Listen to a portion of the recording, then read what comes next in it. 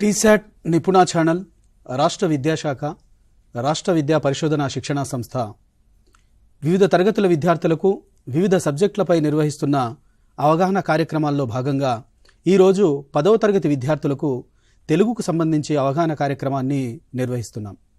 ఈ కార్యక్రమంలో భాగంగా తెలుగు వాచకంపై 10వ తరగతి విద్యార్థులకు సమగ్రమైన అవగాహన రావాలన్నదే దీని యొక్క ప్రధానమైనటువంటి ఉద్దేశం. ఈ కార్యక్రమాన్ని రాష్ట్ర వ్యాప్తంగా వీక్షిస్తున్నటువంటి 10వ తరగతి విద్యార్థులకు, అదేవిధంగా ఉపాధ్యాయులకు, భాషాభిమానులందరికీ నమస్కారం. ఈరోజు మనము ఈ యొక్క 10వ తరగతి తెలుగు వాచకాల యొక్క ఉద్దేశాలు, ముఖ్యంగా విద్యార్థి 10వ తరగతి తెలుగు వాచకాల ద్వారా కేవలం చదవడం, రాయడం మాత్రమే కాకుండా తన యొక్క స్థానిక సంస్కృతి, సాహిత్య విశేషాలు, చారిత్రక వైభవాలు, వివిధ రకాలైనటువంటి ప్రక్రియలకు సంబంధించినటువంటి విలువలు, భాషాభిమానం, తెలంగాణ వీరుల యొక్క ప్రాశస్త్యం, తెలంగాణ చరిత్ర, సంస్కృతి, సామాజిక బాధ్యతలు, సామాజిక విలువలు, ఆధ్యాత్మిక విలువలు, నైతిక విలువలు, పఠనాభిలాష, మానవీయ విలువలు తదితరమైనటువంటి విలువలు పెంపొందించగలిగినప్పుడు మాత్రమే ఈ యొక్క తెలుగు వాచకాల యొక్క ఉద్దేశం నెరవేరినట్లు లెక్క. మరి ఈ సబ్జెక్టు విద్యార్థులు సన్నద్ధమవుతున్నటువంటి తరుణంలో అనేక రకాలైనటువంటి సమస్యలతో, సందేహాలతో సతమతమవుతూ ఉంటారు.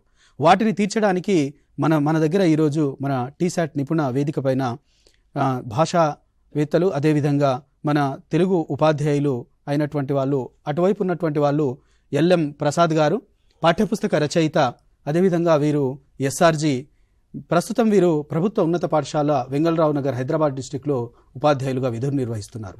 అదేవిధంగా ఇక్కడ ఉన్నటువంటి వాళ్ళు ఔసుల భానుప్రకాష్ గారు, వీరు కూడా పాఠ్యపుస్తక రచయిత, ఎస్ఆర్జి, మరియు అదేవిధంగా వీరు జిల్లా పరిషత్ ఉన్నత పాఠశాల లాల్గడి మలక్పేట యందు ఉపాధ్యాయులుగా విధులు నిర్వహిస్తున్నారు. వారిని అడిగి మరిన్ని సందేహాలకు సమాధానాలు తీసుకుందాం. ముందుగా ప్రసాద్ గారు, మీరు చెప్పండి. ఇప్పుడు మనకు గెస్టాల్ట్ వాదుల ప్రకారం ఒక అంశాన్ని భాగాలుగా విడగొట్టకుండా మొత్తంగా చదవాలి. అట్లా మొత్తంగా చదవాలన్నప్పుడు పుస్తకం పైన పూర్తి అవగాహన విద్యార్థికి ఉండాలి. మరి ఈ 10వ తరగతి తెలుగు వాచకాల యొక్క నిర్మాణం ఎలా జరిగింది, ఏ అంశాలను దృష్టిలో పెట్టుకొని ఈ యొక్క 10వ తరగతి తెలుగు వాచకాలను నిర్మాణం చేయడం జరిగింది, దాని గురించి వివరించండి. ఓకే, ఈ పాఠ్య పుస్తకం పైన అవగాహన కొరకు ఏర్పాటు చేసిన ఈ కార్యక్రమాన్ని వీక్షిస్తున్న విద్యార్థులందరికీ ఆశీస్సులు, ఉపాధ్యాయులందరికీ నమస్కారాలు. ముఖ్యంగా 10వ తరగతి అనేది పాఠశాలలో చివరిది మరియు కీలకమైనది. ఎందుకు కీలకమైందంటే ఈ 10వ తరగతి భవిష్యత్ గమనాన్ని నిర్దేశించగలుగుతుంది. కాబట్టి ఈ 10వ తరగతి స్థాయికి వచ్చిన పిల్లలు భాషాపరంగా ఏం నేర్చుకోవాలి, వారి వాచకం ఎలా ఉండాలి, వారు భాషాపరంగా అభివృద్ధి చెందడానికి ఈ వాచకం ఎంతవరకు ఉపయుక్తంగా ఉంటుంది అనేది ఒకసారి మనం ఆలోచించుకోవాలి. దానికి ముందు ఈ వాచక రూపకల్పనకి సంబంధించిన ఒక నేపథ్యాన్ని మనం గుర్తు చేసుకోవాలి. ఇది తెలుగు భాషా వాచకం. అసలు భాష నేర్చుకోవటం అంటే ఏమిటి? అలు నేర్చుకోవటమా, గుణింతాలు నేర్చుకోవటమా, ఒత్తులు నేర్చుకోవటమా, చదవడము రాయడం నేర్చుకోవటమా అని ఆలోచిస్తే అవన్నీ కూడా భాష నేర్చుకోవటంలో ప్రాథమిక స్థాయికి సంబంధించి మౌలిక సామర్థ్యాలు. తరగతి స్థాయి పెరుగుతున్న కొద్దీ భాషలో ఏం రావాలనేది చాలా ముఖ్యం. ఇక్కడ భాష నేర్చుకోవడం అంటే ఉన్నత పాఠశాలలో ఏం జరగాలి? పాఠశాల విద్యలో చివరి స్టేజ్ 10వ తరగతి. ఈ పాఠశాల విద్య పూర్తయ్యేసరికి పిల్లలకి భాషలో వాళ్ళు స్వతంత్ర పాఠకులుగా ఎదగగలగాలి. ఇచ్చిన అన్ని అంశాలని చదివి అర్థం చేసుకోగలగాలి. అలాగే విలువలతో కూడిన భావి ఉత్తమ పౌరులుగా ఎదగాలి. ఇది చాలా ముఖ్యం.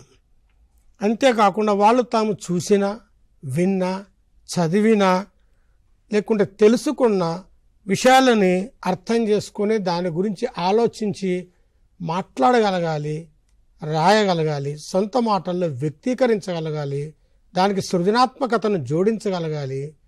అలాగే పదాల యొక్క అర్థాలు తెలుసుకొని సందర్భోచితంగా ఆ పదాలను ఉపయోగించుకోగలగాలి. భాష యొక్క నిర్మాణం తెలుసుకొని సమర్థవంతంగా భాషని వినియోగించడం రావాలి. ఇవన్నీ వస్తేనే భాష నేర్చుకోవటం అనేది జరుగుతుంది. అందుకే మనము ఉమ్మడి ఆంధ్రప్రదేశ్ రాష్ట్రం నుంచి కూడా పిల్లలకి రావడానికి APSF 2011 అని ఒకటి పెట్టుకొని మౌలిక సూత్రాలు ఏర్పాటు చేసుకొని పాఠ్యపుస్తకాలు రచించడం జరిగింది.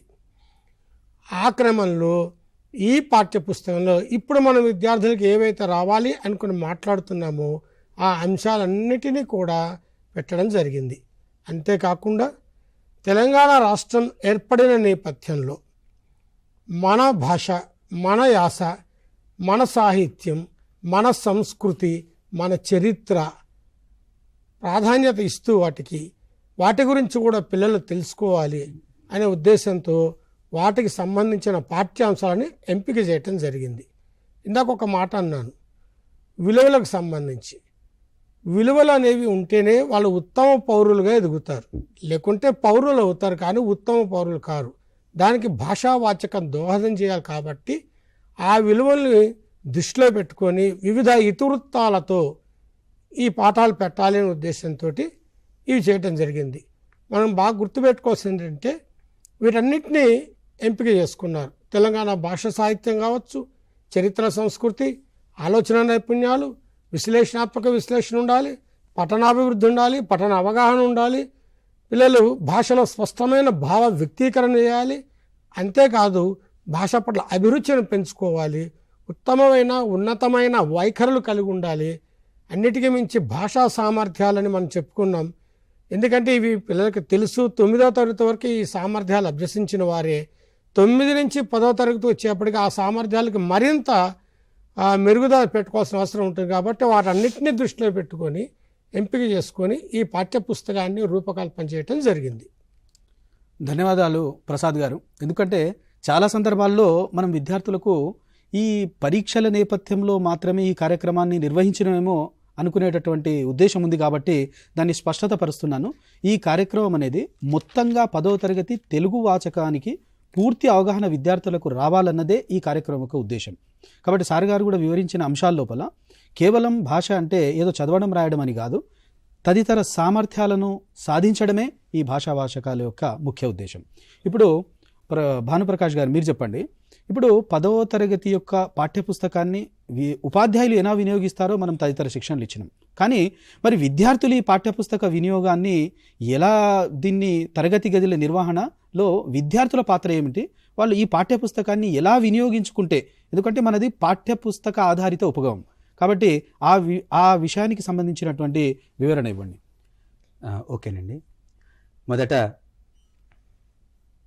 ఈ 10వ తరగతి పబ్లిక్ పరీక్షల్లో విజయదుందుభి మ్రోగించినటువంటి విద్యార్థులందరికీ కూడా అభినందనలు. మిమ్మల్ని అపూర్వ శక్తులుగా మలుస్తున్నటువంటి మా భాషోపాధ్యాయ బృందానికి శుభాకాంక్షలు తెలియజేస్తూ, తరగతి గది నిర్వహణలో పాఠ్యపుస్తకం పాత్ర అన్నప్పుడు తరగతి గదిలో ఉపాధ్యాయుడు ఎంత ప్రధానమైనటువంటి వనరో పాఠ్యపుస్తకం కూడా అంతే గొప్ప వనరు. ఇది మొదట మనం అందరం కూడా అంగీకరించాల్సినటువంటి విషయం. ప్రత్యేకించి భాషల విషయానికి వచ్చినప్పుడు తప్పనిసరిగా వాచకం చేతిలో ఉండవలసిందే. మరి తరగతి గది నిర్వహణలో వాచకాన్ని మనం 3 దశలుగా వినియోగిస్తున్నాం. పిల్లలు ప్రధానంగా ఎక్కడెక్కడ మొదట పాఠ్యాంశం ప్రారంభం కన్నా ముందే ఉపాధ్యాయుడు అక్కడ చదవండి, ఆలోచించి చెప్పండి అనేటువంటి ఉన్ముఖీకరణ ఘట్టం క్రింద ఆ అంశాన్ని చదివిస్తాడు. అప్పుడు పిల్లలు తప్పనిసరిగా చదవాలి. ఆ చదివినటువంటి దాన్ని అర్థం చేసుకోవాలి. ఆ తర్వాత ఇచ్చినటువంటి ప్రశ్నలకు జవాబులు ఏమై ఉంటాయో ఊహించగలగాలి. అట్లా నేపథ్యం కావచ్చు, పాఠ్యభాగ వివరాలు కావచ్చు, వాటన్నిటిని కూడా పిల్లలు చదువుతారు. ఆ తర్వాత ప్రత్యేకించి విద్యార్థులకు సూచనలు అనేటటువంటి శీర్షికన పఠన కృత్యాలు అనేటువంటివి తప్పనిసరిగా చేర్చడం జరిగింది వాచకాల్లో. అక్కడ పిల్లలు పాఠాన్ని చదువుతారు. చదివినప్పుడు తమకు అర్థమైనటువంటి పదాలేమిటి, అర్థం కానటువంటి పదాలేమిటో గుర్తిస్తారు. అర్థం కానటువంటి పదాల కింద గీతలు గీస్తారు. ఆ గీతలు గీసినటువంటి పదాలకు పదపట్టికలో అర్థాలు వెతుకుతారు. ఒకవేళ పదపట్టికలో గనక అక్కడ పదం లేకపోతే నిఘంటువు ఆధారంగా వెతుకుతారు. ఆ 2 చోట్ల కూడా దొరకని ఎడల ఉపాధ్యాయుని సంప్రదించి తెలుసుకుంటారు. అంటే పాఠ్యపుస్తకాన్ని మొదట చదవడం కోసం ఉన్ముఖీకరణ ఘట్టంలో చదివారు. ఆ తర్వాత టెక్స్ట్ని, ఏదైతే పాఠ్యాంశం అంటున్నామో ఆ పాఠ్యాంశాన్ని చదువుతారు. అందులో అర్థం కాని విషయాల గురించి, అర్థమైనటువంటి పదాల గురించి ఒక చర్చ చేసుకుంటారు. స్వతహాగా తమకు తాము అభ్యసనం చేసుకుంటారు. ఇక పాఠం చెప్పేటప్పుడు ప్రతిరోజు కూడా తరగతి గదిలో ఒక పాఠాన్ని పాఠ్యాంశాలుగా విభాగాలుగా చేసి ఇవ్వడం జరిగింది మన వాచకాల్లో. ఏ రోజు చెప్పేటటువంటి పాఠాన్ని ఆ రోజు తరగతి గదిలో తప్పనిసరిగా పిల్లలందరూ చదువుతారు. అది మౌన పఠనం కావచ్చు, లేకపోతే వైయక్తిక పఠనం కావచ్చు, ఏదో ఒక రకంగా పిల్లలు చదువుతారు. ఆ చదివేటప్పుడు కనుక జాగ్రత్తగా చదివినట్లయితే పాఠంలో ఉన్నటువంటి విషయం కొంత అవగాహన కలుగుతుంది. ఆ తర్వాత ఉపాధ్యాయుడు స్పష్టంగా వివరిస్తూ చర్చలో పాల్గొనేటట్టు చేసినప్పుడు పాఠం మీద మరింత లోతైనటువంటి అవగాహన ఏర్పడుతుంది. అప్పుడు పిల్లవాడికి పాఠం మీద పట్టు వస్తుంది. కాబట్టి పాఠ్యపుస్తకాన్ని పిల్లలు చదవడం అనేటటువంటిది ప్రధాన అంశం. ఇక మూడవది ఏమిటి అంటే అభ్యాసాల ఘట్టంలో. అభ్యాసాల ఘట్టానికి వచ్చేటప్పటికి తప్పనిసరిగా ఏ అభ్యాసమైతే అక్కడ పాఠ్యపుస్తకంలో ఇవ్వబడిందో పిల్లలు తప్పనిసరిగా అభ్యాసాన్ని చదవాలి. ఆ అభ్యాసాన్ని చదివిన తర్వాత కూడా ఏదైతే ధారాళంగా చదవడం, అర్థం చేసుకొని ప్రతిస్పందించడం అనే సామర్థ్యం ఉందో అది మన 10వ తరగతిలో అవగాహన ప్రతిస్పందనలో రెండవ అంశంగా ఉంటుంది. దానికోసం అక్కడ ఒక టెక్స్ట్ ఇవ్వడమో, ఒక పారాగ్రాఫ్ ఇవ్వడమో, లేకపోతే ఒక గేయం ఇవ్వడమో, లేకపోతే ఒక పద్యం ఇవ్వడమో ఉంది. అక్కడ కూడా పిల్లవాడు చదువుతాడు. చదివిన తర్వాత అక్కడికక్కడే ప్రశ్నలు ఉంటాయి. ఆ ప్రశ్నలకు జవాబులు గుర్తిస్తాడు. ఇట్లా ప్రతి అభ్యాసాన్ని కూడా చదువుతూ ఉంటాడు. అంటే పాఠం చెప్పకముందు చదువుతాడు, పాఠం చెప్పేటప్పుడు చదువుతాడు, పాఠ్యం బోధించడం పూర్తయిన తర్వాత అభ్యాసాల కోసం కూడా చదువుతాడు.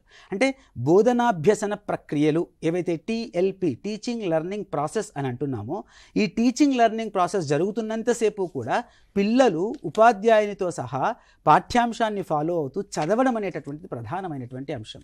చదువుతారు, సహపఠనం చేస్తారు, కృత్యాల్లో పాల్గొంటారు, సొంతంగా ఆలోచిస్తారు. ఒకే ఒక్క మాట సూటిగా చెప్పాలంటే ఈ పాఠ్యపుస్తకం ఆల కోసం ఉద్దేశించింది. మొదటి అర్థం చేసుకోవడం, రెండవ ఆలోచింపచేయడం. ఈ అనేటటువంటి రెండు అంశాలు ప్రతిరోజు తరగతి గదిలో జరుగుతాయి. పిల్లలు వీటి మీద ఫోకస్ చేయాలి. అంటే చదవాలి, అర్థం చేసుకోవాలి, ఆలోచించాలి. అప్పుడు పాఠ్యపుస్తకాన్ని సమర్థవంతంగా బోధనాభ్యసన ప్రక్రియల్లో వినియోగించినట్లు అవుతుంది. థ్యాంక్ యూ భానుప్రకాష్ గారు. ఎందుకంటే ఒక చక్కటి అంశాన్ని చెప్పారు, విద్యార్థులు గమనించారో లేదో.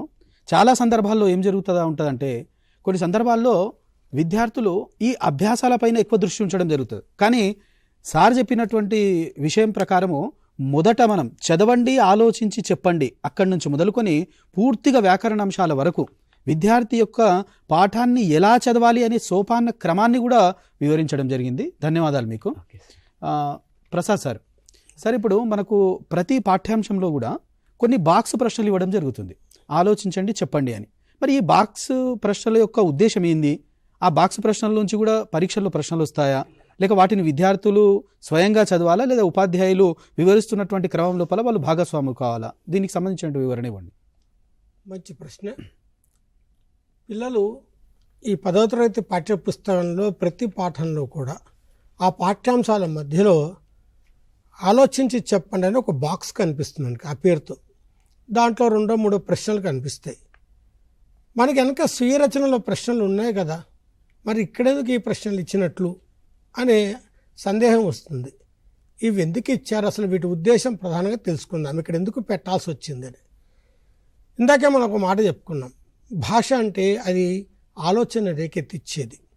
ఆలోచన అంటే ఒకటి కాదండి, ఆలోచన నైపుణ్యాలు అంటారు.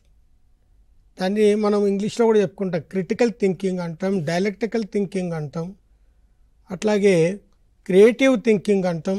ఈ మొత్తాన్ని కలిపి ఆలోచన అని అంటున్నాం. ఆలోచన నైపుణ్యాలు అవి ఎలా పెరుగుతాయంటే దానికి ఒక్కొక్క సాధనం ఉంటుంది. ఏమిటి, ఎందుకు, ఎలా అనేది బహుకోణాల్లో ఆలోచించడం అవుతుంది. కారణాలు చెప్పడం రేషనల్ థింకింగ్ అవుతుంది. అయితే ఈ ఆలోచన నైపుణ్యాలకు తగ్గట్టుగా పిల్లల్ని ఆలోచింపజేయడానికి పాఠం మధ్యలో పాఠ్యాంశంలో ఉండే కీలక భావన కావచ్చు, లేకుంటే కీలక పదాలు కావచ్చు, వాటిని అర్థం చేసుకొని ఆలోచించే నైపుణ్యాన్ని పెంపొందించాలి అనే ఉద్దేశంతో ఈ బాక్స్ ప్రశ్నలు పెట్టడం జరిగింది. ఇక్కడ పిల్లలు తమ అభిప్రాయాలను స్వేచ్ఛగా వెల్లడి చేసే అవకాశం ఇది కల్పిస్తుంది. ఇంకొకటి, బహుళ ప్రతిస్పందనలు తరగతి గదిలో వచ్చేందుకు ఇది అవకాశం ఉంటుంది. పిల్లల్ని ప్రశ్న అడిగినప్పుడు ఒక విద్యార్థి తాను ఏమర్థం చేసుకున్నాడో మాట్లాడితే మరొక విద్యార్థి తాను అర్థం చేసుకునేది మాట్లాడతాడు. ప్రశ్న ఒకటే ఉంటుంది కానీ స్పందనలు బహుళంగా వస్తాయి. అంటే బహుళ ప్రతిస్పందనకి ఇది మూలమవుతుంది అనేది దాని ఉద్దేశం ముఖ్యంగా పెట్టింది. తర్వాత ఇది ఒకవేళ పిల్లలు ఈ ప్రశ్నకి ఆన్సర్ చెప్పినప్పుడు మరొక విద్యార్థి ఇంకో ఆన్సర్ చెప్పినప్పుడు వీళ్ళిద్దరూ కూడా తమ తమ అభిప్రాయాల గురించి ఆలోచించుకొని అవసరమైతే సరైన రీతిలో తమ అభిప్రాయాన్ని మార్చుకునే అవకాశం కూడా ఈ బాక్స్ ప్రశ్నలు కల్పిస్తాయి. కాబట్టి ఈ పాఠం చెప్పినప్పుడు తప్పనిసరిగా ఉపాధ్యాయుడు బాక్స్ ప్రశ్నలు అడుగుతాడు. అడిగితే దానికి మనం సమాధానం చెప్పాల్సి ఉంటుంది. నేను సమాధానం సరిగ్గా చెప్తున్నానా తప్పు చెప్తున్నానని బిడియపడకూడదు. మనం అర్థం చేసుకున్న విషయాన్ని మాట్లాడాలి. మాట్లాడితేనే మన ఆలోచన అనేది పంచుకోవడం జరుగుతుంది, నేర్చుకోవడం జరుగుతుంది. దానికి పిల్లలు ముఖ్యంగా ఈ బాక్స్ ప్రశ్న దగ్గర ఏం చేయాలో ఒక్కసారి గుర్తుంచుకోండి. ఉపాధ్యాయుడు పాఠం చెప్తాడు. ఆ పాఠ్యాంశం చెప్తున్నప్పుడు మీరు చేయాల్సిన పని ఏంటంటే దాన్ని శ్రద్ధగా వినాలి. ఎందుకంటే దానికి సంబంధించిన ప్రశ్నలు ఇవి. విన్న తర్వాత అందులో ఉండే కీలక పదాలు కీలక భావాన్ని ఉపాధ్యాయుడు అర్థం చేయిస్తాడు. దాన్ని మీరు అర్థం చేసుకోవాలి. ఈ ప్రశ్న అడిగిన తర్వాత చర్చలో పాల్గొనాలి. బిడియపడకూడదు, సిగ్గుతో ఉండకూడదు, భయపడటం కాదు.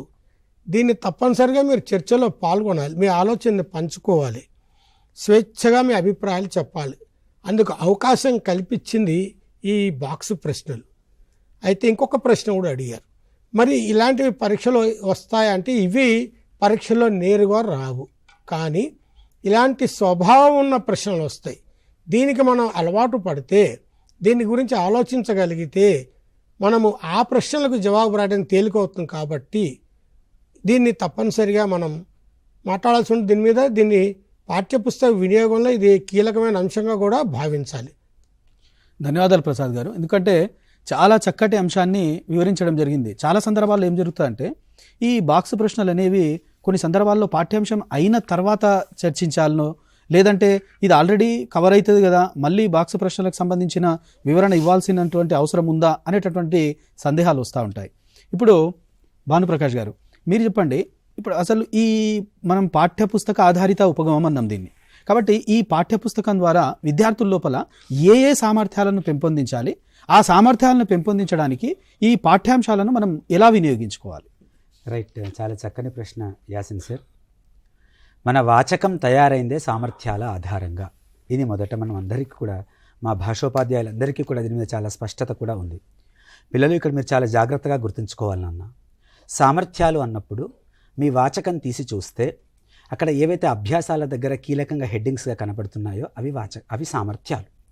మీరు గమనిస్తే 6 నుంచి 10 వరకు ఉన్నటువంటి సామర్థ్యాలు ఒకటే, కానీ ఆ సామర్థ్యాలు 6, 7, 8 తరగతులకు కొన్ని అంశాలుగా, వాటినే సంక్షిప్తీకరించి ఇమిడ్చుకొని 9, 10 తరగతులకు 3 సామర్థ్యాలుగా మనకు కనిపిస్తాయి. మీకు అక్కడ స్లైడ్ మీద కనిపిస్తుంది. విని అర్థం చేసుకొని ఆలోచించి మాట్లాడడం అదొక సామర్థ్యం. ధారాళంగా చదవడం, అర్థం చేసుకొని ప్రతిస్పందించడం అదొక సామర్థ్యం. స్వీయ రచన ఒక సామర్థ్యం. సృజనాత్మకత, ప్రశంస ఒక సామర్థ్యం. పదజాల వినియోగం ఒక సామర్థ్యం. భాషను గురించి తెలుసుకుందాం ఒక సామర్థ్యం. ఈ సామర్థ్యాలే 10వ తరగతి వాచకంలో మొదటి 2 ఏవైతే ఉన్నాయో, విని అర్థం చేసుకొని ఆలోచించి మాట్లాడడం, ధారాళంగా చదవడం, అర్థం చేసుకొని ప్రతిస్పందించడం, ఈ 2 కలిపి మనకు అవగాహన, ప్రతిస్పందన అనేటటువంటి సామర్థ్యం కింద కనిపిస్తుంది. ఆ తర్వాత స్వీయ రచన మరియు సృజనాత్మకత అనేటటువంటి 2 సామర్థ్యాలు కలగలిసిపోయి వ్యక్తీకరణ, సృజనాత్మకత అనేటటువంటి పేరిట కనిపిస్తాయి.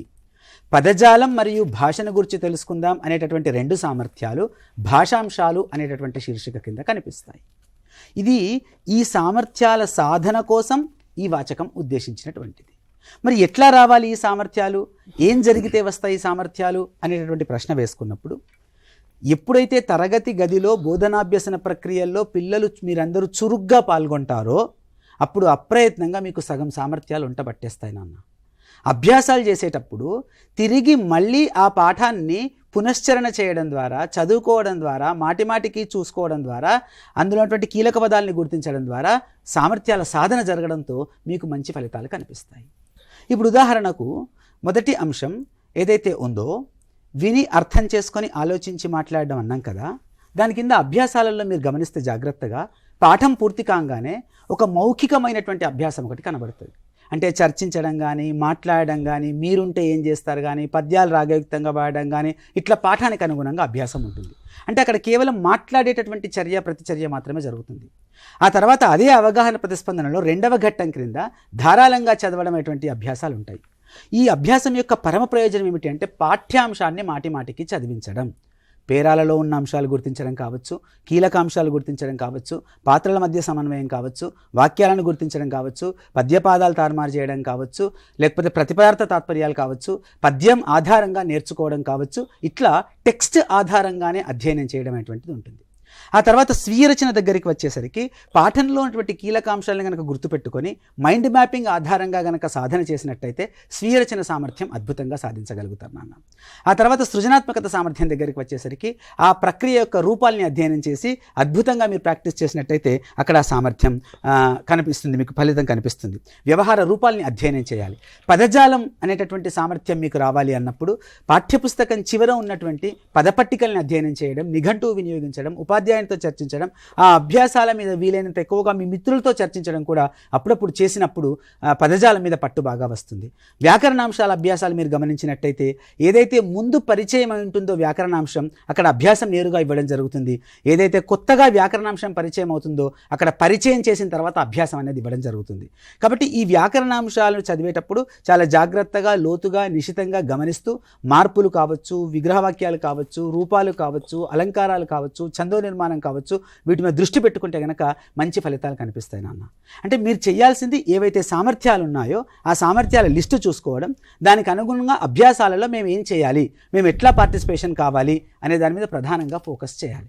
అంటే వీలైనంత ఎక్కువసార్లు టెక్స్ట్ని చదవడం, అధ్యయనం చేయడం, చర్చించడం, మిత్రులతో మాట్లాడడం, ఉపాధ్యాయునితో సందేహ నివృత్తి తీర్చుకోవడం, ఇట్లాంటివి బాగా చేస్తే అభ్యాసాల సాధన మీద మీకు మంచి పట్టు వస్తుంది. తద్వారా సామర్థ్యాలు అద్భుతంగా సాధించగలుగుతారు నాన్న. ధన్యవాదాలు సార్.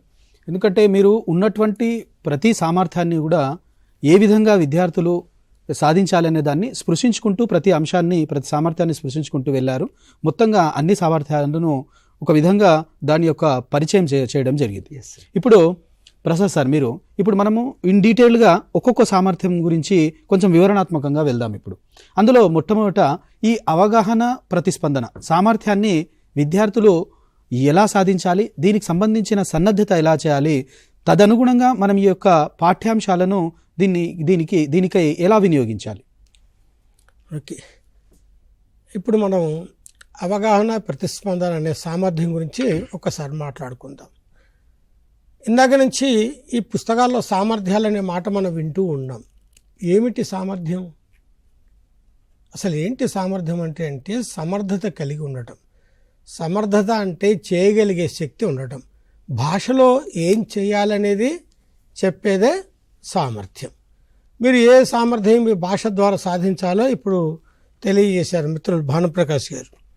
అయితే ఇందులో అవగాహన ప్రతిస్పందనలో అంతర్గతంగా 2 సామర్థ్యాలు ఉన్నాయనే విషయాన్ని కూడా చెప్పారు. అందులో ఒకటి విని అర్థం చేసుకొని ఆలోచించి మాట్లాడడం. మాట్లాడడం అంటే ఏంటి అసలు? మాకు మాటలు రావా, మేము మాట్లాడలేమా ఇంట్లో అని అనుకుంటారు. రోజు స్నేహితులతో మాట్లాడుతున్నాం, టీచర్తో మాట్లాడుతున్నాం, ఇంట్లో మాట్లాడుతున్నాం. మరి కొత్తగా మాట్లాడేది ఏముంటుందంటే, మాట్లాడడం అంటే మనం మామూలుగా మన అవసరం తీయటం కోసం మాట్లాడే మాటలు వేరు. నిజానికి భాషలో మాట్లాడడం అంటే ఏం రావాలనేది చాలా ముఖ్య ఉద్దేశం. మీరు ఏ విషయం గురించి మాట్లాడినా అవగాహనతో మాట్లాడాలి, ఆలోచనతో మాట్లాడాలి, ఒక క్రమ పద్ధతిలో మాట్లాడాలి, సందర్భోచిత పదజాలను ఉపయోగిస్తూ మాట్లాడాలి, విమర్శనాత్మకంగా మాట్లాడాలి, విశ్లేషిస్తూ మాట్లాడాలి. ఇదంతా భాష ద్వారా సాధ్యపడాలి. అందుకని కేవలం విని అర్థం చేసుకొని ఆలోచించి మాట్లాడడం అనే ఒక పేరుంటే, మాట అంటే ఇదే అనుకోకండి, ఇలా మాట్లాడితేనే మాట్లాడడం అంటారు. తర్వాత ఇందులో 2వ అంశం ధారాళంగా చదవడం, అర్థం చేసుకొని ప్రతిస్పందించడం ఉంటుంది. ఇది కూడా అవగాహనకు సంబంధించిన అంశమే. ఇక్కడ ఒక్కసారి మనం గమనిస్తే ధారాళంగా చదవడం, అర్థం చేసుకోవడం, ప్రతిస్పందించడం అని ఇందులో ఉపాంశాలుగా ఉన్నాయి. ఈ సామర్థ్యంలో చదవడం అంటొచ్చు, ధారాళంగా చదవడం అనే పదం కనిపించింది ఇక్కడ. అంటే దీనికి ఒక నియమం ఉంది. స్పష్టంగా చదవాలి, సరళంగా చదువుతూ ఉండాలి. అంటే అర్థము ఎక్కడా తడబడకుండా, గుణించుకుంటూ కూడించుకుంటూ చదవకుండా ఆ స్పష్టత ఉండాలి, వేగవంతంగా చదవగలగాలి. అలా మీరు చదవటం వస్తే దాన్ని ధారాళంగా చదవటం అంటాం. తర్వాత ఆ చదివింది అర్థం కావాలి. అర్థం చేసుకున్నారు అనడానికి ఆధారం ఏమిటి? కింద ఇచ్చిన ప్రశ్నలకు జవాబులు మీరు రాయగలిగినప్పుడు అది అర్థం చేసుకున్నట్లు అవుతుంది. ఒకవేళ అర్థం చేసుకోలేకపోతే అర్థం లేని చదువు వ్యర్థమే అవుతుంది. ఇది గుర్తుపెట్టుకోవాలి. అయితే దీనికోసం ఏం చేయాలి, ఎలా దీన్ని అభివృద్ధి చేసుకోవాలి? మనం పాఠ్యపుస్తక పరిధికి లోబడి మాట్లాడదాం. ఈ పాఠ్యపుస్తకం ఈ ధారాళంగా చదవడం, అర్థం చేసుకొని ప్రతిస్పందించడం అనే సామర్థ్యాన్ని పెంపుదల చేయడానికి ఏ విధంగా ఉపయోగపడుతుంది? మీకు ఇందాక చెప్పినట్లు ఇవి చేయండి పేరుతో అభ్యాసాలు ఇచ్చారు. అక్కడికి వెళ్దాం ముందు. అందులో మీకు పద్య భాగాలు అయితే చుక్క గుర్తున్న పద్యాలు చదవమని, వాటిని చదివి భావన రాయమని, ప్రతిపదార్థాలు రాయమని ఉంటుంది. అలాగే గద్యాల దగ్గరకు వచ్చేప్పటికి పరిచిత గద్యం కావచ్చు, అపరిచిత గద్యం కావచ్చు, అక్కడ ఇవ్వటం జరిగింది. ఎందుకంటే పిల్లలు పరిచితాంశాన్ని అపరిచితాంశాన్ని కూడా చదివి అర్థం చేసుకునే శక్తి రావాలి. అందుకని దాని అభ్యాసం కల్పించడానికి ఇక్కడ అవి ఇవ్వటం జరిగింది. అది చదివి అర్థం చేసుకొని దాంట్లో ఏం చెప్తున్నాడో ఆ కీలకమైన అంశాలు, కీ పాయింట్స్ అంటాం ఇంగ్లీష్లో మనం, వాటిని అవగాహన చేసుకొని కింద ప్రశ్నలు అర్థం చేసుకొని జవాబు రాయటం అనేది అభ్యసించాలి. అందుకు ఈ పుస్తకం ఉపయోగపడుతుంది. దాన్ని వినియోగించుకోవాలి. రెండవది, ధారాళంగా చదవటం అనేది కేవలం ఈ అభ్యాసంలో ఇచ్చిన పేరాలు చదివితేనే అలవడుతుందని కాదు. ఇది అభ్యాస సాధనకు. ధారాళంగా చదవడానికి ఇందాక భానుగారు చెప్పినట్టు తరగతి గది బోధనలో పఠన కృత్యాల నిర్వహణ అని ఒకటి ఉంటుంది. ఉపాధ్యాయుడు మిమ్మల్ని చదవమంటాడు. అబ్బా ఎందుకు చదవమంటున్నాడు, సారే చదివి చెప్పచ్చు కదా, నాకు రాదు అనుకోవడానికి లేదు.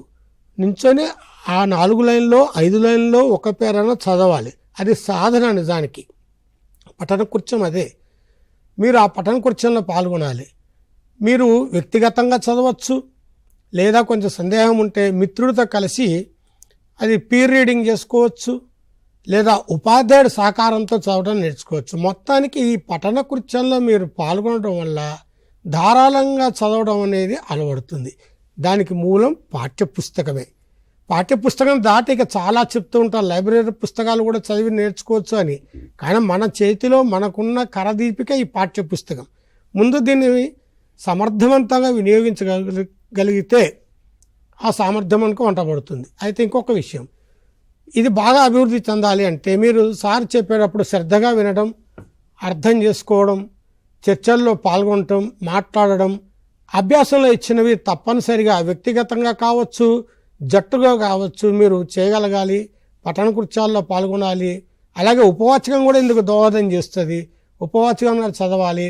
ఆ చదివేటప్పుడు అర్థం కాని పదాల కింద గీతలు గీసి అర్థం తెలుసుకోవాలి. ఎందుకంటే చదివింది అర్థం కావాలంటే ముందు మన అభ్యాసం ఏం జరగాలి, అందులో ఉండే పదాలు గీత గీసుకొని ఆ అర్థం తెలుసుకుంటే మిగతా విషయాన్ని ఊహించడానికి ఆస్కారం ఏర్పడుతుంది. అందుకే పాఠ్యపుస్తకంలో మిమ్మల్ని చదవమన్నారు, చదివిన తర్వాత అర్థం కాని పదాల కింద గీతలు గీయమన్నారు, ఆ పదాలకి పదపట్టిక ద్వారా అర్థాలు తెలుసుకోమన్నారు, నిఘంటువు ద్వారా అర్థాలు తెలుసుకోమన్నారు, అదే కాకుండా ఉపాధ్యాయుడు సహకారంతో అర్థాలు తెలుసుకోమన్నారు. ఎందుకంటే పఠనావగాహన అనేది మెరుగుపడడానికి ఇది వీలు కల్పిస్తుంది. అది. ధన్యవాదాలు సార్. ఈ అవగాహన ప్రతిస్పందన సామర్థ్యానికి సంబంధించి చాలా వివరణాత్మకమైనటువంటి సమాధానం ఇవ్వడం జరిగింది. ఎందుకంటే విద్యార్థులకు ఇక ఏ విధమైనటువంటి అనుమానం రాకుండా, ఏ విధమైనటువంటి సందేహాలు లేకుండా దీంట్లో ఎన్ని రూపాలు ఉంటాయి, ఇందులో భాగంగా చెప్తూ మీరు ఉపవాచకం యొక్క ప్రస్తావన కూడా తీసుకురావడం జరిగింది.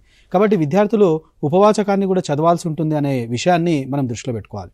ఇప్పుడు భానుప్రకాష్ గారు మీరు చెప్పండి, ఈ యొక్క చాలా సందర్భాల్లో విద్యార్థులు మనము ఈ యొక్క అభ్యసన సామర్థ్యాల లోపల స్వీయ రచనకు సంబంధించిన అంశంలో ఇబ్బందులు ఎదుర్కొంటూ ఉన్నారు. మరి ఈ స్వీయ రచన అనేటటువంటి ఈ సామర్థ్యాన్ని ఎలా సాధించాలి విద్యార్థులు, దీనికై ఎలా సన్నద్ధత కావాలి? ఇవాళ మన పరీక్షాంశాల్లో పరీక్షల దృష్ట్యా ప్రశ్నపత్రాన్ని గమనిస్తే పిల్లవాడి యొక్క మార్కులను ప్రభావితం చేసే గొప్ప ఫ్యాక్టర్ స్వీయ రచన, సృజనాత్మకత.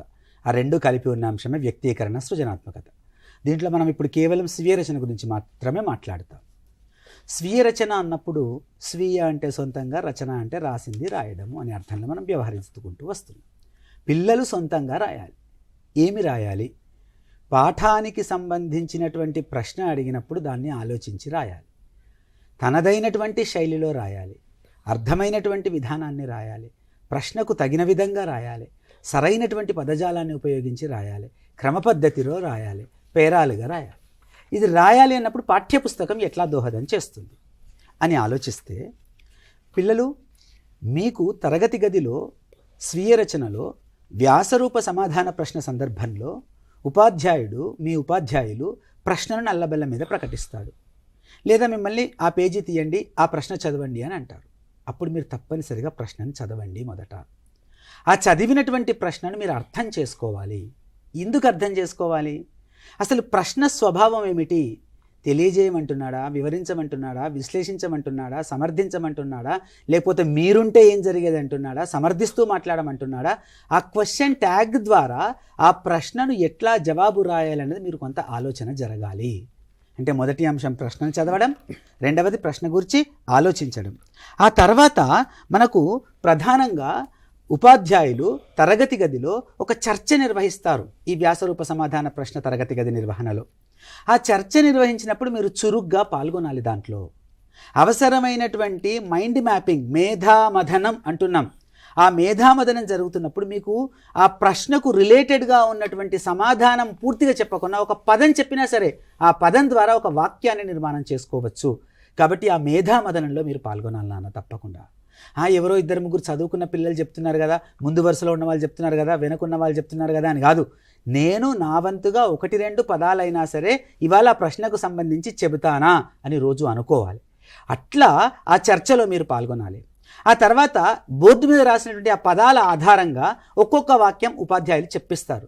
అప్పుడు మీరు చురుగ్గా నేను ఒక వాక్యం చెప్తా సార్, నేను చెప్తా అని అడగగలగాలి మీ ఉపాధ్యాయుల్ని. అప్పుడు మీరు క్రియాశీలకమైనటువంటి విద్యార్థుల కింద లెక్కనన్నా. అంటే బోర్డు మీద రాసినటువంటి పదం, ఈ ప్రశ్న ఉన్నటువంటి అంశం, ఆ పాఠ్యాంశం మీకు ఎట్లాగో గుర్తులోనే ఉంటుంది. కాబట్టి ఆ పదంతో పాఠానికి తగినటువంటి ప్రశ్నకు తగినటువంటి వాక్యాన్ని మీరు తయారు చేసి చెప్పాలి. అక్కడ చురుగ్గా పాల్గొనాలి. ఉపాధ్యాయుడు ఒక సమాధానాన్ని సిద్ధం చేసి ఒకసారి ఎడిటింగ్ చేస్తారు.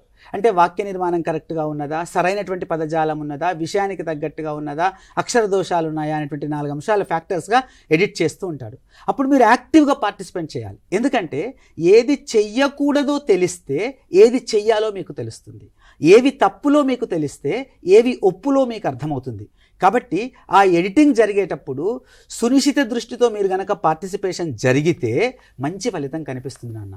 ఆ తర్వాత మీకు అదే ప్రశ్నను తిరిగి సొంతంగా రాయమని ఇంటి పనిగా ఇస్తారు ఉపాధ్యాయులు. అప్పుడు తప్పనిసరిగా మీరు ఇంటి దగ్గర ఆ రోజు రాయాలి. ఎందుకంటే మీరు మొదట పదాల ద్వారా ఒక మైండ్ మ్యాపింగ్ జరుపుకున్నారు, పదాల ఆధారంగా వాక్య నిర్మాణం చేసుకున్నారు, వాక్య నిర్మాణం ఆధారంగా పేరాలు రాశారు, ఆ రాసినటువంటి ఒక సమాధానాన్ని ఎడిట్ చేసుకున్నారు. అది మీ మనసులో నిలిచిపోయింది. సాయంత్రం ఇంటికి వెళ్ళాక తప్పకుండా ఆ ప్రశ్నకు జవాబు మళ్ళీ మీరు సొంతంగా మీరు రాయగలుగుతారు. ఎందుకంటే కొంత మీకు వచ్చు, కొంత ఆల్రెడీ బోర్డు మీద చూపెట్టారు, కొంత ఎడిటింగ్లో పాల్గొన్నారు, కొన్ని పదాలు చెప్పారు. కాబట్టి వాటి ఆధారంగా మీరు సమాధానం కనుక రాయగలిగితే మంచి ఫలితాలు కనిపిస్తాయి నాన్న. ఎంత రాస్తే అంత మంచి ఫలితం కనిపిస్తుంది.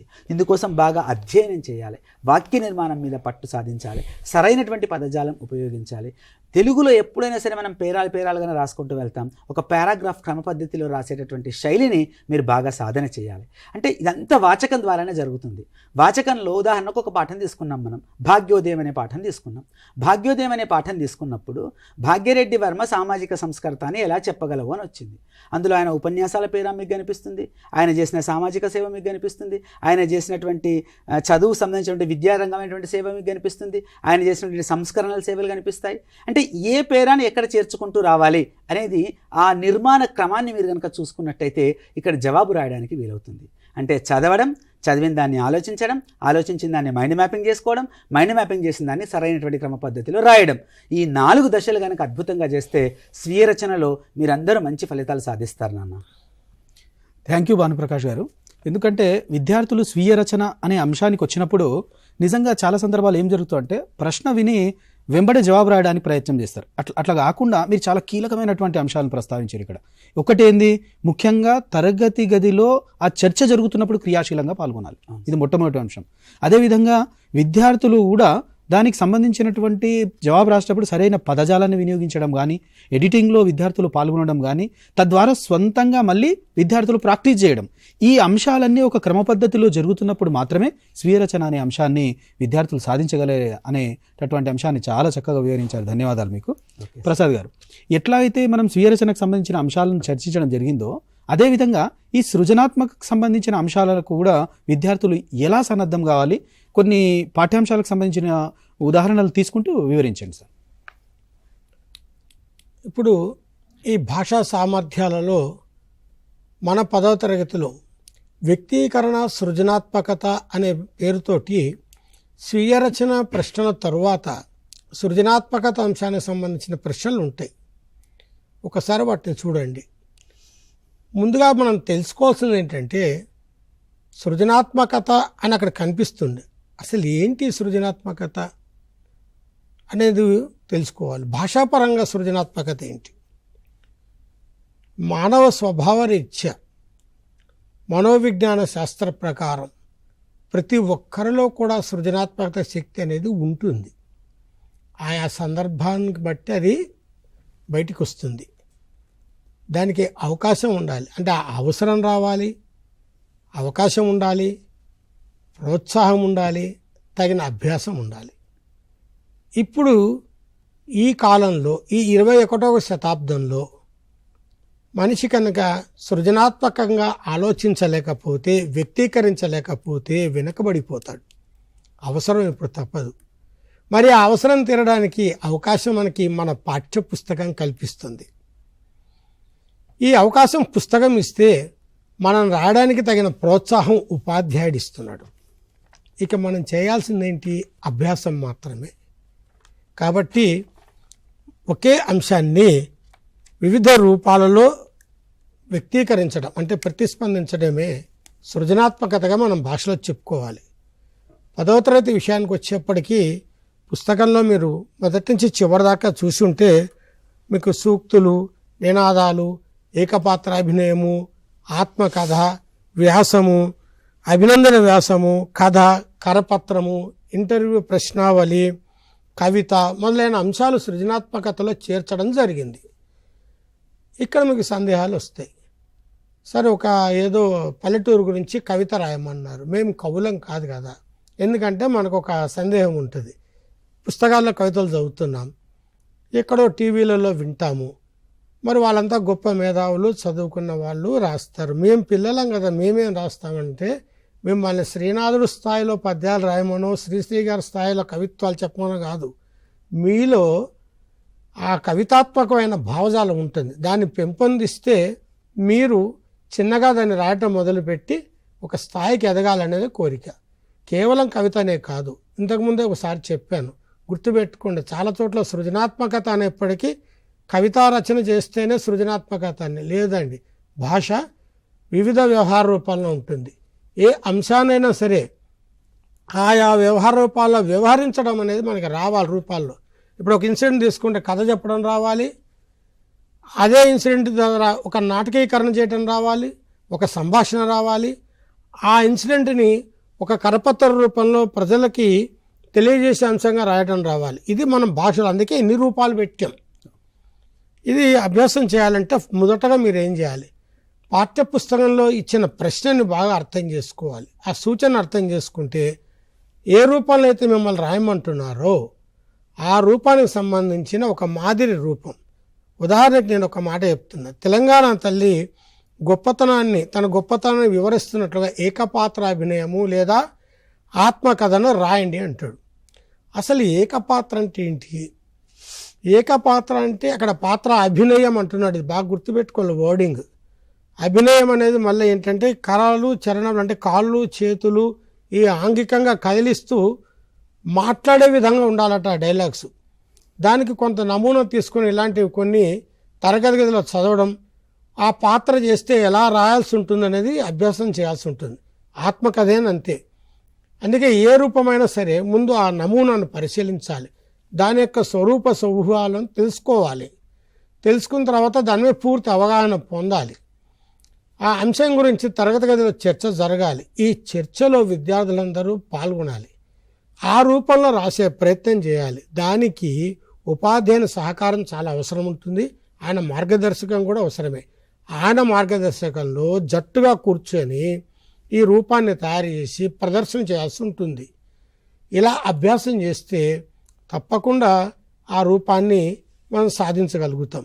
ఈ అభ్యాసం అనేది చేయాలి, దాని గురించి భయపడక్కల. ఇందాక చెప్పినట్టుగా మనకి మంచి గ్రేడు, ఉత్తమ శ్రేణి దక్కాలంటే 2 అంశాలు ప్రధానంగా రావాల్సి ఉంటుంది. ఒకటి స్వీయ రచన, 2 సృజనాత్మకత. ఈ వ్యవహారాలన్నీ కూడా మనం చేయగలిగితే తరగతి గదిలో తప్పకుండా దాన్ని సాధించగలుగుతాం. అందుకు పుస్తకమే ఉపయుక్తం. ధన్యవాదాలు ప్రసాద్ గారు. ఎందుకంటే మనము ఈ స్వీయ రచన, వ్యక్తీకరణ అనేటటువంటి అంశాల లోపల స్వీయ రచన, సృజనాత్మక సంబంధించిన అంశాలను ఇంతవరకు మనం చర్చించడం జరిగింది. సార్ మాట్లాడుతూ ఒక కీలకమైనటువంటి అంశం చెప్పారు ఇందులో. ఏంది అంటే వర్డింగ్ ఇంపార్టెంట్. ఏం వర్డ్ ఇచ్చిరు ఇక్కడ? విశ్లేషించండి, వివరించండి, సమర్థిస్తూ రాయండి, మీ సమర్థన తెలియజేయండి, లేదా ఆంతర్యం ఏమిటి, ఉద్దేశం ఏమిటి, మీ అభిప్రాయం చెప్పండి, కవి ఉద్దేశం ఏమిటి, ఇట్లాంటి వర్డింగ్ ఉంటుంది. కాబట్టి ప్రతి పదానికి మనము చాలా స్పష్టంగా అర్థం మనకు తెలిసి ఉన్నప్పుడు మాత్రమే దానికి సరైనటువంటి సమాధానాన్ని రాయగలుగుతాం. మరి ఇలాంటి చక్కటి అంశాలను మనం ఇంకా సమయం ఉంటే సమయాభావాన్ని బట్టి మళ్ళీ ముందుకెళ్దాం. ఇప్పుడు తర్వాతే ప్రశ్న భానుప్రకాష్ గారు, ఈ వ్యాకరణాంశాలు పదజాలంకి సంబంధించి, ముందుగా పదజాలంకి సంబంధించినటువంటి అంశాల లోపల చాలా సందర్భాల్లో విద్యార్థులు ఈ పదజాలంలో అసలు ఎన్ని అంశాలు ఉంటాయి, కొన్ని అంశాల్లో విద్యార్థులు ఇబ్బంది పడుతూ ఉంటారు కూడా. కాబట్టి ముందు అసలు పదజాలానికి సంబంధించి ఏ అంశాలను విద్యార్థులు పరిగణలోకి తీసుకోవాలి, వీటికి ఎలా సన్నద్ధులు కావాలో వివరించండి. రైట్. పిల్లలకు ఎక్కువ మార్కులు స్కోరింగ్కి ఉన్నటువంటి అవకాశం తేలిగ్గా కొన్ని కొండ గుర్తులతో కావచ్చు, చదవడం ద్వారా కావచ్చు, అర్థాన్ని గ్రహించడం ద్వారా కావచ్చు, వాక్య నిర్మాణం ద్వారా కావచ్చు, అర్థాలని తెలుసుకున్నట్టయితే సులభంగా మార్కులు వస్తాయి ఈ పదజాలం ఆధారంగా. పదజాలంలో మనకు సొంత వాక్యాలు అంటే 2 పదాలు ఇచ్చి, ఆ పదాలు మామూలు పదాలు కావచ్చు, క్రియాపదాలు కావచ్చు, నామవాచకాలు కావచ్చు, జాతీయాలు కావచ్చు, ఏవైనా సరే 2 పదాలు ఇచ్చి వాటిని సొంత వాక్య ప్రయోగం చేయమని అడుగుతారు. ఈ సందర్భంగా పిల్లలు మీరందరూ కూడా గుర్తుంచుకోదగిన విషయం ఏమిటి అంటే, ఒక పదం ఇచ్చినప్పుడు ఆ పదానికి అందరూ ఒకే రకమైనటువంటి వాక్యం చెప్పకూడదు. ఒక్కొక్కరు ఒక్కొక్క రకమైనటువంటి ప్రయోగం కనుక సాధన చేసినట్టయితే మంచి ఫలితం కనిపిస్తుంది నాన్న. అంటే ఒక క్లాస్లో 40 మంది పిల్లలు ఉన్నట్టయితే ఒక పదం ఇచ్చినట్టయితే 40 వాక్యాలు ఆ క్షణానికి చేకూరుతాయి. ఒక వాక్యం చెప్పడం ఎంత, 30 సెకండ్లలో ఒక వాక్యం పూర్తయిపోతుంది. కాబట్టి ఆ పద ప్రయోగాన్ని వాక్యంలో ఇమర్చడం అనేటటువంటిది సందర్భానుసారంగా ఇమర్చడం, దాని అర్థాన్ని తెలుసుకొని ఇమర్చడం, అది గనక జాతీయమైతే అది ఏ సందర్భంలో వాడతారో తెలుసుకొని వినియోగించడం ఇక్కడ ప్రధానమైనటువంటి అంశం. ఆ తర్వాత అర్థాలు, పర్యాయ పదాలు, నానార్థాలు, ప్రకృతి వికృతులు, వ్యుత్పత్త్యర్థాలు, ఇవి పదజాలం క్రింద మనకు అడగబడుతున్నటువంటి అంశాలు. అర్థాల దగ్గరికి వచ్చేసరికి మీరు ఏదైతే పాఠం అంటే పాఠ్యాంశం చెప్పుకోవడానికి ముందు రోజు ఒక ఎక్సర్సైజ్ చేస్తారు. పఠన కృత్యాల్లో కఠినమైన పదాల కింద గీతలు పెడతారు కదా, అక్కడ తెలియని ప్రతి పదం కింద కూడా మీరు గీత పెట్టినట్టయితే అక్కడ అర్థాన్ని తెలుసుకునేటటువంటి వీలుంటుంది. అంటే వాచకం ద్వారా ఈ అర్థాలలో ఎట్లా మార్కులు సాధించాలి, ఆ చిట్కాలే మనం ఇప్పుడు మాట్లాడుతున్నాం చాలా జాగ్రత్తగా. ఒకవేళ దానికి పదానికి అర్థం మీకు తెలియలేదు, పాఠ్యపుస్తక పట్టిక చూడండి, అక్కడ దొరకలేదు, నిఘంటువు వెతకండి, అక్కడ కూడా లేదు, ఉపాధ్యాయుడి సహకారంతో తెలుసుకోవాలి. ఆ తర్వాత పర్యాయ పదాలు సేమ్, వెనక పాఠాలన్నీ పూర్తయిన తర్వాత విశేషాంశాల తర్వాత పదపట్టికలు ఉన్నాయి. ఆ పదపట్టికల్లో మొదట అర్థాలు ప్రారంభమవుతాయి. ఆ అర్థాలన్నీ కూడా అకారాది క్రమంలో ఉంటాయి. ఆ తర్వాత పర్యాయ పదాలు ఉంటాయి. ఆ ఇచ్చినటువంటి పదాలలో ఈ అభ్యాసాల్లో ఉన్న పదం ఉన్నదా లేదా ఒకసారి క్రాస్ చెక్ చేసుకోండి. ఆ పదం కనుక అక్కడ లేకపోతే ఉపాధ్యాయుడి సహకారం తీసుకోండి.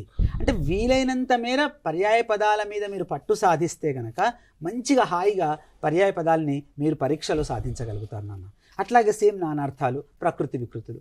ప్రకృతి వికృతులు మీరు చాలా తేలిగ్గా రాస్తున్నారు, చాలా తేలిగ్గా గుర్తుంచుకుంటున్నారు పిల్లలందరూ కూడా. ఒక ఆటలాగా మీరు ఖాళీ సమయంలో ఉపాధ్యాయుడు లేనప్పుడు నేను ఒక పదం చెప్తా, పర్యాయ పదం చెప్పు, నేను ఒక పదం చెప్తా, ఒక ప్రకృతి పదం చెప్పు, నేను ఒక వికృతి చెప్తా, నువ్వు ప్రకృతి చెప్పు. ఇట్లా భాషా క్రీడల ద్వారా కూడా ఈ పదజాలాన్ని కనుక మీరు అభివృద్ధి చేసుకున్నట్టయితే మంచి ఫలితాలు కనిపిస్తాయి. నానార్థాలు కూడా అట్లాగే సాధన చేయాలి. వ్యుత్పత్తి అర్థాల విషయానికి వచ్చేసరికి పాఠ్యపుస్తకంలో ఏవైతే వ్యుత్పత్తి అర్థాలు ఇచ్చారో, అభ్యాసాలలో ఇచ్చారో వాటిని బాగా సాధన చేస్తే మంచి ఫలితాలు కనిపిస్తాయి నాన్న. ఆ పదం ఎలా ఉత్పత్తి అయింది, ఆ పదం రూఢివాచకంగా ఎలా ఉంది, ఏ పదంతో వ్యవహరిస్తున్నాం అనేటటువంటిది మనకు వ్యుత్పత్తి అర్థాల్లో కనిపిస్తుంది. అంటే సొంత వాక్యాలు, అర్థాలు, పర్యాయ పదాలు, నానార్థాలు, ప్రకృతి వికృతులు, వ్యుత్పత్తర్థాలు, ఈ అంశాల మీద మీకు 10 మార్కులు ఉంటాయి. చాలా తేలిగ్గా స్కోరింగ్కి అవకాశం ఉంటుంది. కాబట్టి వాచకాన్ని బాగా ఉపయోగించుకుంటూ పఠన కృత్యాల్లో పాల్గొంటూ పాఠం చెప్పేటప్పుడు సందర్భానుగుణంగా అర్థాలను తెలుసుకుంటూ పర్యాయ పదాలను నేర్చుకుంటూ ముందుకు వెళ్తే మంచి ఫలితాలు కనిపిస్తాయి నాన్న. థ్యాంక్ యూ భానుప్రకాష్ గారు. ఈ పదజాలంలో ఎన్ని రకాలు ఉంటాయి అనేది మీరు వివరించడం జరిగింది. అయితే చాలా సందర్భాల్లో విద్యార్థులు ఏం జరుగుతుందంటే ఒక్కోసారి కన్ఫ్యూజ్ అవుతూ ఉంటారు. ఈ నానార్థాలకు పర్యాయ పదాలకు దాని గురించి కొంచెం వివరణ ఇవ్వండి. ఎట్లా గుర్తుపెట్టుకోవాలి ఈ నానార్థాలు అంటే? కొన్ని సందర్భాల్లో నానార్థాలకు పర్యాయ పదాలు రాస్తారు, పర్యాయ పదం అడిగితే నానార్థాలు రాస్తారు.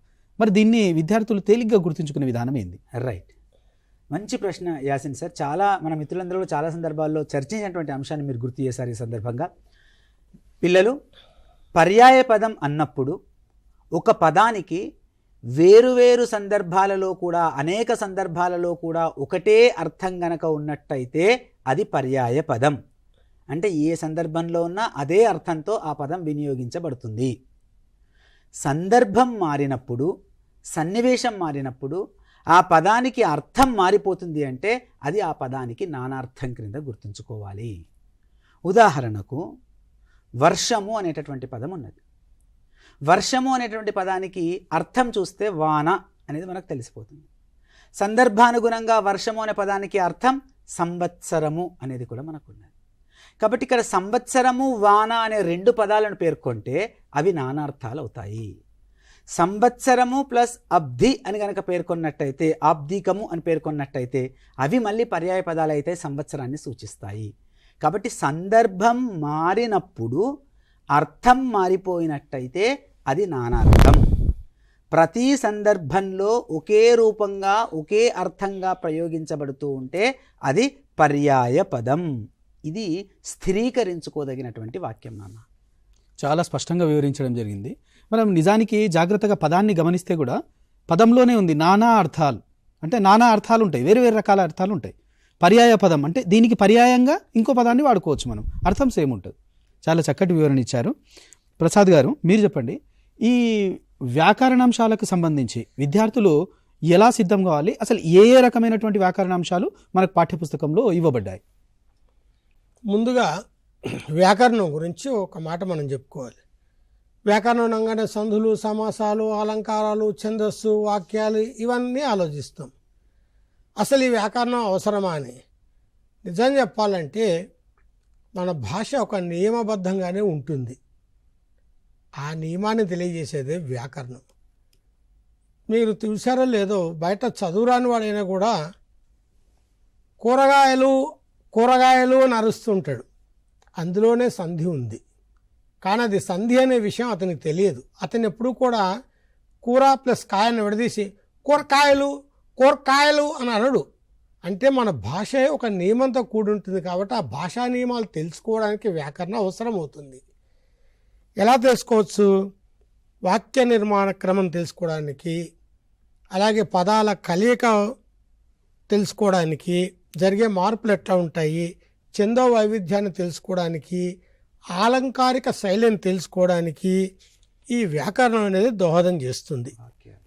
అలాగే వాక్య నిర్మాణ అంటే అవి మనం దానికి చాలా పేర్లు పెట్టుకున్నాం. సంయుక్త వాక్యం, సంశిష్ట వాక్యం, సామాన్య వాక్యం, కర్తరి వాక్యం, కర్మణి వాక్యం, అలాగే ప్రత్యక్ష పరోక్ష కథనాలని. ఇవన్నీ ఆ వాక్యాల్లో ఉండే భేదాలు. ఈ భేదాలు తెలియకుండా కూడా మనం మాట్లాడుతుంటాం బయట. కానీ పాఠ్యపుస్తకం ఏంటంటే ఆ వాక్య నిర్మాణంలో ఉండే నియమాన్ని, భేదాన్ని తెలియజేస్తుంది. తెలుసుకోవాలి. తెలుసుకుంటే ఏమవుతుంది చెప్పండి? ఎందుకు తెలుసుకోవాలి అవసరం అంటే సందర్భోచితంగా దాన్ని వినియోగించడం జరుగుతుంది. అది చాలా అవసరం భాషకి. ఇకపోతే మనకు 10వ తరగతిలో భాషాపరంగా చూసుకుంటే కొన్ని అంశాలు పరిచయం చేయడం జరిగింది. త్రికసంధి, రుగాగమ సంధి, వృద్ధి సంధి, బహురీ సమాసము, చేకానుప్రాసము, రూపకాలంకారము, శ్లేషాలంకారము, ఆటవిలది, శీర్షపద్యము, అలాగే ప్రత్యక్ష పరోక్ష కథనాలు అనేవి ఈ 10వ తరగతిలో పరిచయం చేస్తున్నారు. మీరు వ్యాకరణానికి సంబంధించిన అభ్యాసాలు గమనిస్తే 2 ఉంటాయి అక్కడ. ఒకటి పునశ్చరణ అభ్యాసం అంటాం పిల్లలు. పునశ్చరణ అంటే ఏంది? కింది తరగతుల్లో మీరు నేర్చుకున్న లేదా ఈ పాఠానికి ముందు పాఠంలో మీరు నేర్చుకున్న వ్యాకరణాంశానికి సంబంధించి మళ్ళీ అభ్యాసం కల్పించడానికి ఇచ్చే ఉదాహరణలతో ఒక అభ్యాసం ఉంటుంది. రెండోది ఏంటంటే కొత్తగా ఈ తరగతిలో పరిచయం చేస్తున్న వ్యాకరణాంశం ఉంటుంది. ఇక దీన్ని మనం ఎలా నేర్చుకోవాలి, దీని గురించి ఏమీ బోరు లేకుండా ఉంది. పుస్తకాన్ని ఒక్కసారి మీరు పరిశీలించండి. నేను చెప్పే మాట అదే. మీరు చూడండి, డైరెక్ట్గా సంధిలోకి వెళ్ళలేదు. ముందుగా ఏం చేసాం మనం పుస్తకంలో, ఈ కింది పదాలు లేకుంటే కింది వాక్యాలు పరిశీలించండి అని ఇచ్చాం. అంటే మీరు చదివి అక్కడ ఏముందో చూడాలి. ఆ తర్వాత ఒక మార్పుతో కింద ఇస్తాడు. ఈ రెండింటి మధ్య ఏ మార్పు జరిగిందో పరిశీలించమంటాడు. ఆ మార్పు తెలుసుకొని చెప్పడమే దాని లక్షణము, స్వరూపము, స్వభావము అవుతుంది. అది సంధికైనా, సమాసానికైనా, అలంకారానికైనా, ఛందస్సుకైనా వర్తిస్తుంది. మన పుస్తకంలో ఇచ్చిన వాటిని వ్యాకరణాంశాల్లో మనం దాన్ని బాగా అభివృద్ధి చెందాలి, పెంపొందించుకోవాలంటే ఏం చేయాలనేది ముఖ్యం. వ్యాకరణాంశాలను పరిశీలించండి, ఉదాహరణలు బాగా చూడాలి, ఏం మార్పు జరుగుతుందో గమనించాలి, మార్పు ద్వారా దాని లక్షణం తెలుసుకోవాలి. ఆ వ్యాకరణంలో కొంత పదజాలం అంటే పారిభాషిక పదాలు అంటారు. పరీక్షల్లో ఇవి కూడా అడిగే అవకాశం ఉంటుంది. ఉదాహరణకి మనకు చెప్తూ ఉంటారు త్రిక సంధిలో త్రికము అనగా ఆయి ఏ అని. వాడు త్రికం మీద అసంయుక్త హల్లు పరంబోగినప్పుడు దిత్వం బగు అని ఒక సూత్రం ఉంటుంది. త్రికం అంటే ఏమిటి అనేది తెలియాలి, దిత్వం అంటే ఏమిటో తెలియాలి. అది తెలియాలంటే ఉపాధ్యాయుడు సహకారం అవసరం. అంతేకాదు పాఠ్యపుస్తకం ఏం చేస్తుందో తెలుసా? మీరు వ్యాకరణంలో చూడండి, పక్కన బాక్స్ ఇచ్చి ఈ పారిభాష పదాలన్నిటికీ కూడా అర్థాలు ఇచ్చింది. ఇది చదివితే అవగాహన పెరుగుతుంది. ఇది అభ్యాసం చేయండి. ఆ ఉదాహరణలు చూసిన తర్వాత మన పాఠ్యాంశంలో ఉండి అలాంటి ఉదాహరణలు కొన్ని వెతికి మీరు రాయాలి. అది ప్రాక్టీస్ అవుతుంది. అలా చేస్తే వ్యాకరణాంశాలలో మనం అభివృద్ధి చెందవచ్చు. ధన్యవాదాలు ప్రసాద్ గారు. ఎందుకంటే వ్యాకరణాంశాలు అనే అంశం వచ్చినప్పుడే విద్యార్థి కొంత భయపడడానికి అవకాశం ఉంటుంది. ఎందుకంటే వ్యాకరణం అనే పదం వినంగానే భయపడే అవకాశం ఉంటుంది. కాబట్టి అట్లాంటిది ఏమీ లేదు. దీంట్లో ఉన్న రూపాలు ఇవి. వీటికి అనుగుణంగా విద్యార్థులు చక్కగా సన్నద్ధమవుతే వాటిని ఆ యొక్క సామర్థ్యాన్ని సులువుగా సాధించవచ్చు అనే విషయాన్ని వివరించడం జరిగింది. ఇప్పుడు భానుప్రకాష్ గారు, ఈ యొక్క ఉపవాచకంకు సంబంధించిన ప్రస్తావన తీసుకున్నాం మనం ఇంతకుముందు మాట్లాడుతూ. మరి ఈ ఉపవాచకాన్ని కూడా పాఠ్యాంశాలు ఏదైతే మనం ఇంతకుముందు చెప్పినామో అదే విధంగా చదవాలా? దీంట్లో కూడా అవే రకమైనటువంటి సామర్థ్యాల సాధన ఉంటుందా? లేదా ఇప్పుడు మనం ఉపవాచకాన్ని గమనిస్తే వెనకాల దీనికి ఈ పాఠ్యాంశాలకు ఇచ్చినట్లు మనకు అభ్యాసాలు ఇవి సాధించండి ఇవి లేవు. మరి ఈ ఉపవాచకాన్ని విద్యార్థులు ఎలా చదవాలి? దీనిపైన కూడా ప్రశ్నలు వస్తాయి పబ్లిక్ పరీక్షల్లో. దీనికి విద్యార్థులు ఉపవాచకాన్ని ఎలా వినియోగించాలి? మంచి ప్రశ్న యాసిన్ సార్. పిల్లలు, మీరు ఉపవాచకాన్ని జాగ్రత్తగా పరిశీలిస్తే అవగాహన ప్రతిస్పందన క్రింద 5 మార్కులు వస్తాయి, పరిచిత గద్యం క్రింద వస్తుంది, వ్యాసరూప సమాధాన ప్రశ్నల్లో 7 మార్కుల ప్రశ్న వస్తుంది నాన్న. దీనికోసం మీరు ఏం చేయాలంటే 12 మార్కులు స్కోరింగ్ మనకు రామాయణంలోంచి. ఉపవాచకం యొక్క పరమ ప్రయోజనం విస్తార పఠనం. పిల్లలు సొంతంగా చదవడం అలవాటు చేసుకోవాలి. కాబట్టి మీరు ఉపవాచకాన్ని సొంతంగా చదవాలి. చదివిన తర్వాత ఒక్కొక్క కాండకు 1-2 పీరియడ్లలో చర్చ జరగాలి ఉపాధ్యాయుడు. మీకు విషయ సూచిక చూసుకుంటే పాఠ్యభాగాల తర్వాత ఉపవాచకం ఏ మాసంలో ఏ కాండ చెప్పాలో స్పష్టంగా అక్కడ ఉంది, పూర్తి కావాలో అనేది మీరు చదవాలి. క్లాస్ రూమ్లో 1-2 పీరియడ్లు చర్చ జరగాలి. ఆ చర్చ జరిగితే దాని మీద మీకు పట్టు వస్తుంది నాన్న. ఇప్పుడు ఉపవాచకం చదివేటప్పుడు ఎట్లా చదవాలి, మీరేం చేయాలి అన్నప్పుడు సన్నివేశాలు గుర్తుంచుకోవాలి. ఏ సన్నివేశం తర్వాత ఏం వస్తుంది, ఏ కాండలో ఏ ఘట్టం ఉంది, ఇట్లాంటి ప్రశ్నలు మీకు వస్తున్నాయి. కాబట్టి వాటిని దృష్టిలో పెట్టుకొని చదవాలి. ఆ తర్వాత వచ్చేసరికి ప్రధానమైనటువంటి పాత్రలు ఏవైతే ఉంటాయో ఆ పాత్రల్ని బాగా ఫోకస్ చేసుకోవాలి నాన్న. ఎందుకంటే మనకు ప్రశ్నపత్రాన్ని దృష్టిలో పెట్టుకున్నప్పుడు పాత్రల గురించి, పాత్రల స్వభావాల గురించి అడుగుతున్నారు. కాబట్టి వాటిని బాగా స్టడీ చేయాలి, చదవాలి. మీరు నోట్స్ లాగా రాసుకోవాలి. హనుమంతుడు అన్నాడు, హనుమంతుడు ఏ ఘట్టంలో కనిపిస్తున్నాడు. శ్రీరాముడు అన్నాడు, శ్రీరాముడిలో ఉన్న మంచి లక్షణాలు ఏంటి, ఎక్కడెక్కడ కనిపించాడు, ఎక్కడెక్కడ మంచి చేశాడు. ఇప్పుడు రామరావణ యుద్ధం అన్నారు, ఆ యుద్ధం సందర్భంగా ఏం జరిగింది, ఏ పాత్ర ఎవరు ఎట్లా ప్రతిస్పందించారు. అంటే ఈ సన్నివేశాల ఆధారంగా పాత్రలను దృష్టిలో ఉంచుకొని అధ్యయనం చేస్తే గనక ఎటువంటి సన్నివేశం అడిగినా మీరు రాయగలుగుతారు, ఎటువంటి పాత్ర గురించి అడిగినా కూడా మీరు రాయగలుగుతారు. దీనికి ప్రధానమైనటువంటి భూమిక, మూల సూత్రం అధ్యయనం చేయడం, చదవడం. దానితో పాటుగా ఇవాళ మీరు ఎట్లాగో మొబైల్ ఫోన్ అద్భుతంగా ఉపయోగిస్తున్నారు. కాబట్టి రామాయణం, పూర్తి రామాయణాన్ని మీరు యూట్యూబ్లో కనుక చూసినట్టయితే, టెక్స్ట్ బుక్ దగ్గర పెట్టుకొని రామాయణాన్ని పూర్తిగా చూసినట్టయితే కాండల వారీగా జరుగుతున్న ఘట్టాలు మీకు కనిపిస్తాయి. అక్కడ దృశ్యాత్మకంగా కనిపిస్తుంది. కాబట్టి మొదట చదవండి, సన్నివేశాన్ని దృష్టిలో ఉంచుకోండి, పాత్రల స్వభావాలను అర్థం చేసుకోండి, రామాయణాన్ని దృశ్యకావ్యంగా చూడండి. ఆ తర్వాత మీరు అభ్యాసాలకు అంటే ప్రశ్నలకు వెళ్తే కనుక మంచి ఫలితాలు కనిపిస్తాయి నాన్న. మీకు అక్కడ వాచకంలో ప్రశ్నలు అనేవి ఇవ్వడం జరగలేదు. కానీ తప్పనిసరిగా ప్రశ్నలు అనేటటువంటివి ఘట్టాల మీద కానీ, పాత్రల మీద కానీ, సందర్భాల మీద కానీ, స్వభావాల మీద కానీ అడగబడతాయి. ఆ దిశగా మీరు అధ్యయనం చేయాల్సి ఉంటుంది. ఇందుకోసం మీ ఉపాధ్యాయున్ని బాగా సందేహాలు అడుగుతూ తీర్చుకోండి. మీకు చదివినప్పుడు సందేహాలు వస్తాయి కాబట్టి మీరు చదవడం ప్రధానమైనటువంటి భూమిక దానికి. ధన్యవాదాలు భానుప్రకాష్ గారు. మీరు విద్యార్థులకు సూచన ఇస్తూ ఈ రామాయణాన్ని దృశ్యరూపకంగా కూడా చూస్తే బాగుంటుందని చెప్పడం జరిగింది. చివరి ప్రశ్నగా ప్రసాద్ సార్, మనకు ఈ ద్వితీయ భాషగా తెలుగు వాచకాన్ని విద్యార్థులు ఎలా వినియోగించుకోవాలి? ఓకే, ద్వితీయ భాష తెలుగు అనగానే ఒకటి ఉంటుంది, మాతృభాష తెలుగు కాని వాళ్ళు ఈ భాషని అభ్యసిస్తారు. మరి ఈ భాషా వాచకంలో ఏం రావాలి? ప్రధానంగా మనకు 2018లో తెలంగాణ రాష్ట్రంలో ఒక ఉత్తర్వు వచ్చింది విద్యాశాఖలో, తప్పనిసరి తెలుగుని యాక్ట్ కింద తీసుకొచ్చారు. అంటే తెలుగు మాతృభాష కాని వాళ్ళందరూ కూడా తెలుగును ఒక సబ్జెక్టుగా చదవాల్సిన అవసరం ఉంది. దాని కింద ఈ ద్వితీయ భాష తెలుగుని అభ్యసిస్తారు. అయితే మరి వాళ్ళ తెలుగు మాతృభాష కాదు కాబట్టి ఇప్పటిదాకా మనం చెప్పుకున్నవన్నీ వాళ్ళకు వర్తిస్తాయా లేదా అంటే ఇందులో కొన్ని అంశాలు వాళ్ళకు వర్తిస్తాయి. అయితే ద్వితీయ భాష పుస్తకంలో ప్రధానంగా రావాల్సింది ఆ భాష మాట్లాడడం రావాలి, చదవడం రావాలి, చదివిని అర్థం చేసుకోవడం రావాలి, రాయడం రావాలి. ఇవే ప్రధాన అంశాలు. మొదటి భాషకు ఉన్నట్టుగా ఇన్డెప్త్గా విశ్లేషించటము, విమర్శనాత్మకమైన ఆలోచన అనేది ఇందులో ఉండదు. అందుకే వీళ్ళకు కొంత సరళీకృతం చేసింది పాఠ్యపుస్తకం. ఒకసారి మీరు ఆ పాఠ్యపుస్తకం చూస్తే వాళ్ళకి తేలిగ్గా ఉండేటట్టుగా పద్యాలు ఇచ్చారనుకోండి, పద్యాన్ని కంఠస్థం చేయటం ఉంటుంది, లేదా పద్యానికి భావం రాయటం ఉంటుంది, లేదా పాదాలు మార్చి ఇస్తే తారుమారు చేసి ఇస్తే సరి చేసి రాయటం ఉంటుంది. ఆ స్టాండర్డ్ వరకే మెయింటైన్ చేశారు కాబట్టి దాన్ని సులువుగానే అధ్యయనం చేయొచ్చు. ఉపాధ్యాయుడు సహకారం దీనికి ఎక్కువగా ఉండాల్సి వస్తుంది. ఎందుకంటే వీళ్ళు తెలుగు మాతృభాష కాని పిల్లలు ఉపాధ్యాయుడి సహకారంతో ఈ అభ్యాసం చేస్తే వాళ్ళు దాన్ని సాధించవచ్చు. ధన్యవాదాలు ప్రసాద్ గారు. అదేవిధంగా భానుప్రకాష్ గారు, ఈరోజు మనము 10వ తరగతి తెలుగు వాచకానికి సంబంధించినటువంటి పూర్తి అవగాహన విద్యార్థులకు కల్పించడం జరిగింది. ఇది పబ్లిక్ పరీక్షలను దృష్టిలో పెట్టుకుని చేసినటువంటి కార్యక్రమం కాదు కాబట్టి మనం ఆయా అంశాల జోలికి వెళ్ళలేదు. మరొక సందర్భంలో మళ్ళీ 10వ తరగతి విద్యార్థుల కోసం పబ్లిక్ పరీక్షలను దృష్టి పెట్టుకొని మళ్ళీ కలుసుకుందాం. అంతవరకు సెలవు మరి. నమస్కారం.